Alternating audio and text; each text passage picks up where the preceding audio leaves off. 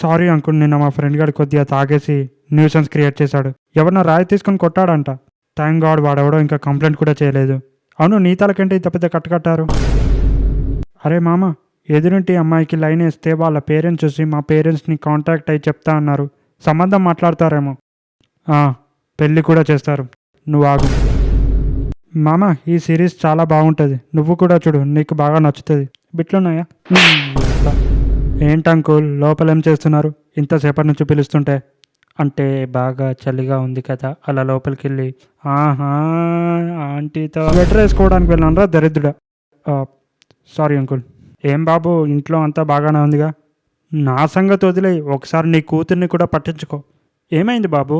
రోజు టెర్రస్ మీద ఏడుస్తుంది. పాపం ఏం కష్టం వచ్చిందో ఏంటో, ఒకసారి అడగకపోయావా? నా కూతురు చచ్చిపోయి 2 years అవుతుంది బాబు. ఈ ఇల్లు అంటే చెట్టితలకి చాలా ఇష్టం. సావు కబురు చల్లగా చెప్తావు ఏంట్రా దరిద్రుడా.